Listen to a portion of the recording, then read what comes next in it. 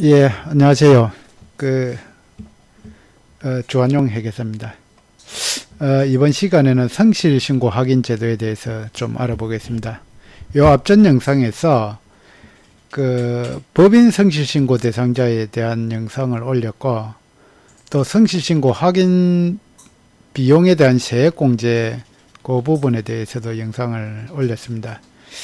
그런데 이제 이번 영상은 개인 성실신고 대상자에 대해서 좀 중점적으로 알아보도록 하겠습니다. 그런데 이걸 제작을 안 하려고 하다가 지금 저희 거래처도 그렇고 성실신고 확인 대상자가 상당히 좀 많아졌습니다. 그래서 저희 거래처에도 이걸 개별로 설명해 드리기도 하고 설명해 드리기도 좀 일이 많고 해서 영상을 제작해 가지고 보내드리고, 또 다른 사업하시는 분들 이번에 성실신고 대상자가 많이 되었을 겁니다. 그리고 앞으로 이제 이 성실신고 대상자가 계속 늘어날 겁니다. 왜냐하면 그 기준 금액이 자꾸 낮추어지기 때문에. 그래서 기본적인 내용을 알아보고 성실신고라는데 기존에 계속 성실신고 해왔는데 뭘 또 성실신고 하라는 거냐, 뭘 확인하라는 거냐. 그래서 뭘 확인하는지 그 내용도 좀 살펴보고 기본 내용도 살펴보도록 하겠습니다. 여기 이제 보시면은 도입 취지가 일정 규모 이상입니다. 일정 업종별로 수익 금액이 개인사업자 종합소득세 신고하실 때 장부 기장 내용이 확한지 그거를 이제 세무사 등에게 확인받고 신고하라는 겁니다. 그래서 그걸 확인받는 과정에서 이게 성실신고가 되도록 되어 있습니다. 그거는 나중에 서식 같은 거 같이 보면서. 그래서 이래 성실신고 요걸 세무사 등에게 확인받고 신고하게 되면은 기존의 똑같은 매출액에 대해서도 소득률이 상당히 많이 올라갑니다. 그건 나중에 성실신고 확인서 보면서 좀 확인하도록 하겠습니다. 그래서 11년도부터 이제 이런 제도가 도입되어 왔고요. 11년도에는 매출의 기준이 상당히 높아가지고 성실신고 확인 대상자가 그렇게 많지 않았는데 2018년도 이제 기속분부터는 그 기준이 많이 낮아져가지고 대상자가 많아졌습니다. 그래서 확인할 수 있는 사람은 이제 세무사, 공인회계사, 회계법인, 세무법인 이런 확인자가 되겠고요. 제출 시기는 6월 말까지입니다. 일반적인 소득세는 5월 말까지 신고해야 되는데 요 성실신고는 6월 말까지 소득세 신고하면 됩니다. 성실신고 이제 세무대리인은 4월 30일까지 선임해서 세무서장에게 신고해야 되고, 요거는 안 한다고 해서 가산세가 있고 그러지는.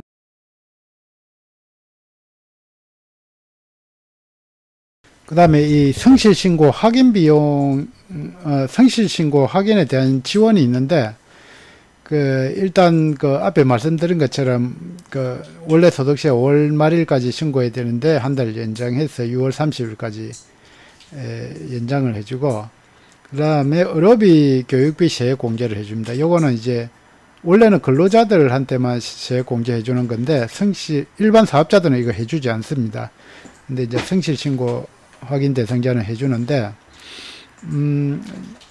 지출한 금액의 15%까지, 세액 공제를 해주는데, 근데 세액 공제를 해주더라도 나중에 이제 수정 신고한다든지 또는 경정으로 인해가지고, 누락된 게 이제 수익 금액의 20% 이상 차이가 난다든지, 또 필요경비를 이제 20% 이상 이렇게 기존 신고한 것보다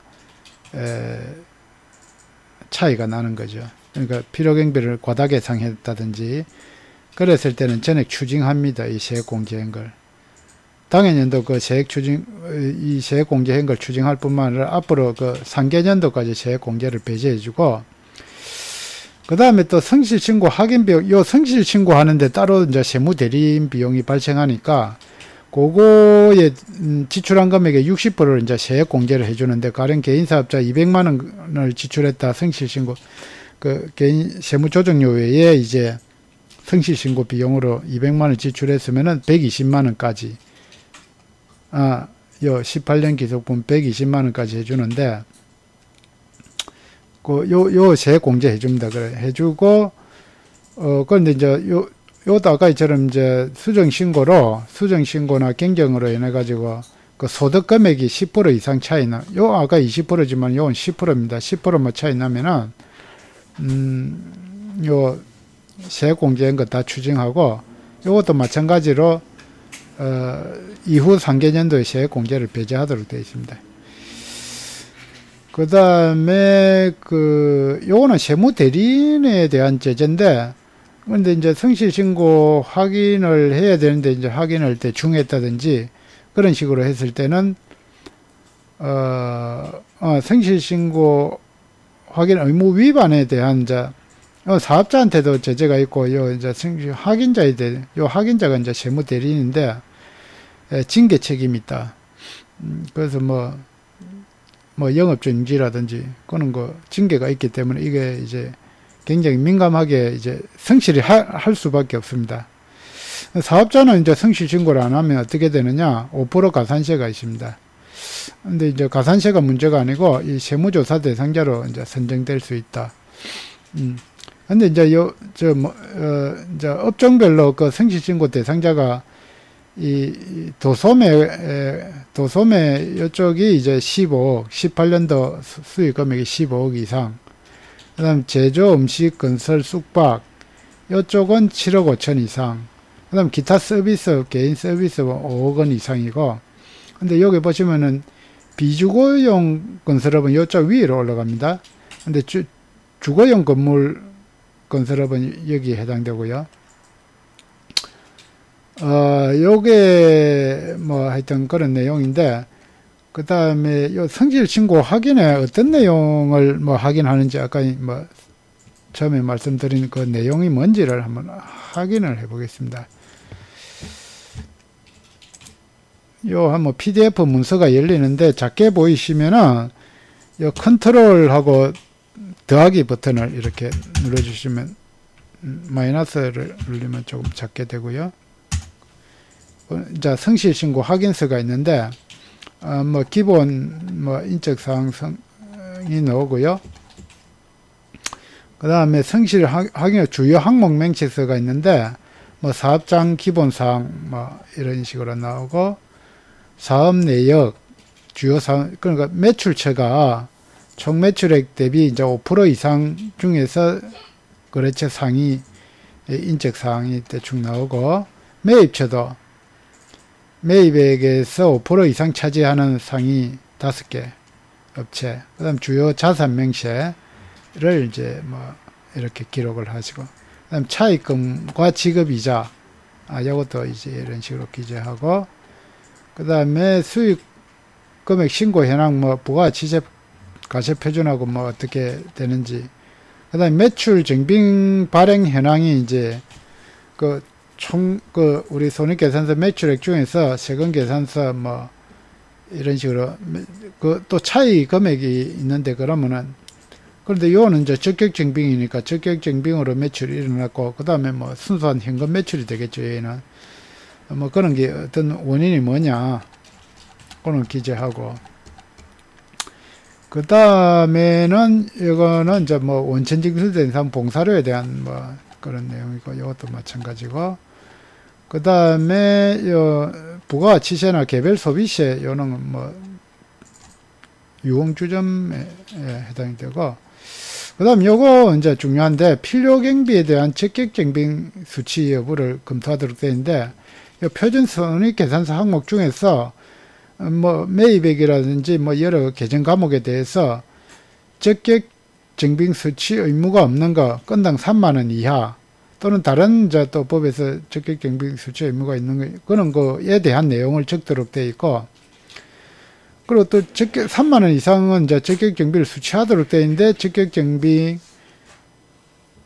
수취한 건 얼마고, 적격증빙을 외의 증빙은 또 어떻고, 아예 증빙 불비가 있는 건 어떠냐. 그래서 어떻게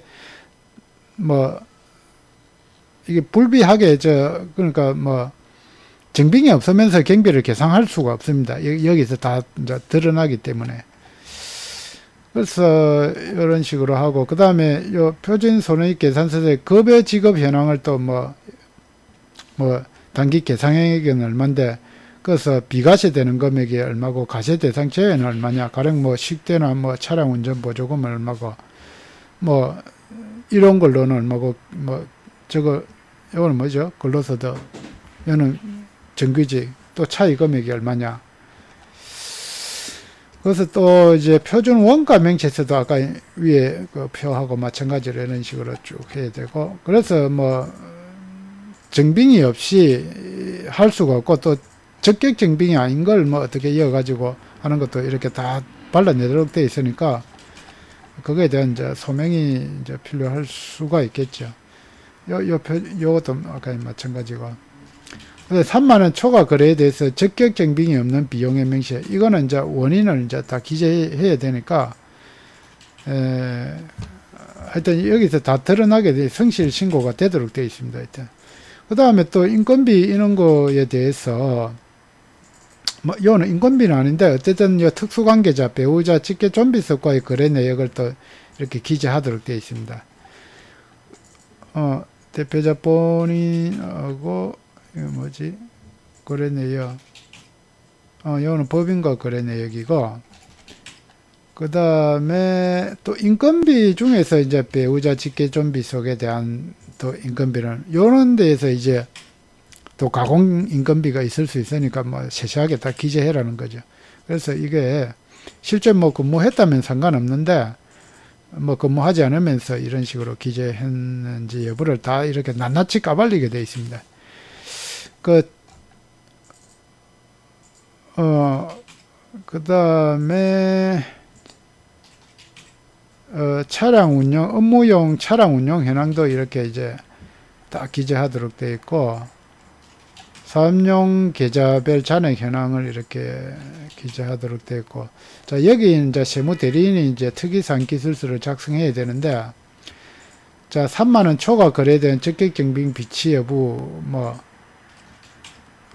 그 다음에 적격 증빙, 장부 일치, 그리고 영수증 수취명시에서, 현금 지출 적격이면 업무 무관 여부, 이런 걸 다 이렇게 확인하도록 되어 있고, 인건비에 대해서 이제,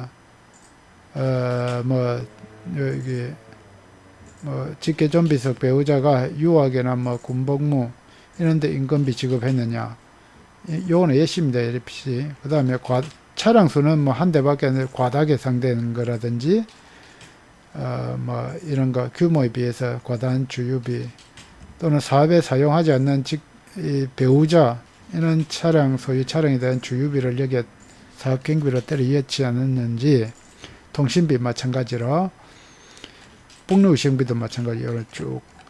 하여튼 사업과 관련이 없는 경비를 이었다든지, 또는 적격 증빙이 없는 경비를 이었다든지, 물론 적격 증빙이 아니라도 실제 사업과 관련된 일정할 수 있으면 상관없는데, 이런저런 것. 그래서 이 종합 의견을 기재하도록 되어 있습니다. 성실신고 확인자 세무대리인이. 그래서 업체는 이런저런 해가지고 적정하다 이렇게 나와야 되겠죠. 그 다음에 사업자가 확인해 줘야 됩니다. 이게 뭐냐 하니까 요 전부 다 얘가 나와야 되는데, 매출 채권 장부 잔액하고 거래처 잔액이 일치한다. 이걸, 그러니까 우리 이제 세무대리는 기장할 때 이걸 이제 법인처럼 전부 다 통장 거래 내역을 확인해 가지고 거래처 잔액을 이래 맞춰 내야 됩니다. 그래서 일이 좀 많죠. 누락하거나 이와 관련된 수익 금액을 누락하거나 이와 관련한 계상하지 않은 비용은 없음을 확인합니다. 예. 재고자산이 장부 금액과 일치한다. 예. 거래 대금을 사업용 계좌를 해서 다 사업용 계좌로 매출액을 받고 원가를 지급했다. 예. 진행적인 타인 명의로 입금돼 누락한 사실이 없습니다. 예. 그 다음에 30만원 현금 의무 발급이 누락된 사실이 없음을 확인합니다.